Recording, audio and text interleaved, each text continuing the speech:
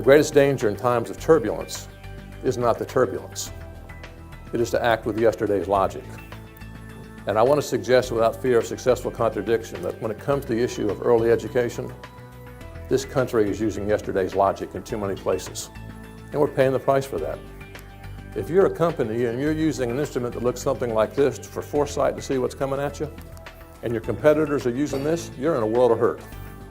The challenge with early education is the payoff comes somewhere down the road. Where are the visionary leaders who are willing to accept their legacy may not be established until after they die? It is critically important for us because early childhood education is a workforce readiness issue. The earlier that children are taught and prepared and given skills such as critical thinking and problem solving, that not only prepares them for higher education, but it prepares them to be the next generation of the workforce which we will need to continue to drive business and the economic engine. Too many people look at that and they think this: we are citizens of such a country.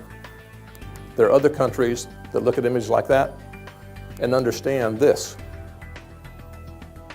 It's also about the future economic vitality of the Finger Lakes region, of your state, of our nation. If you take the smartest 25% of kids in China, or the smartest 28% of kids in India, that's more smart kids than we have kids. We on a daily basis experience issues with our job seekers and our businesses trying to identify qualified individuals.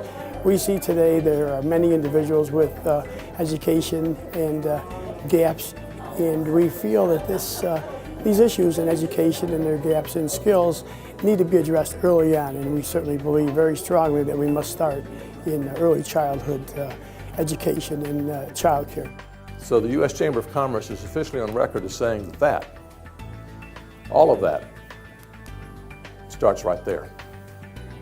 You get those pieces right, then these outcomes become more likely and less expensive to society.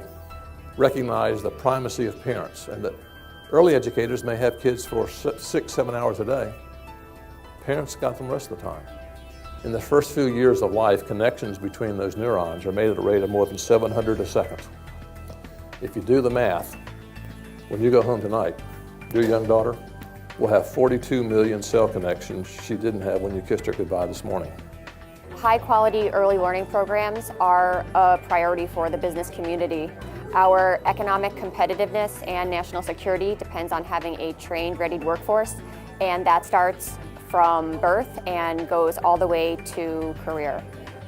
It's crucial that we invest along every step of the way in order to remain competitive and to help fill the skills gap that so many employers are facing now. What happens in those first 2,000 days sets the stage for everything that follows. We're talking about not just sort of the ABCs of early education, but the return on investment.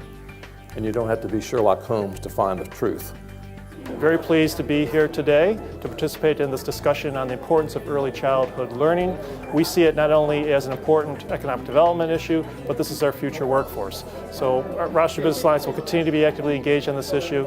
This is not only important for our workforce of tomorrow, but our community of the future.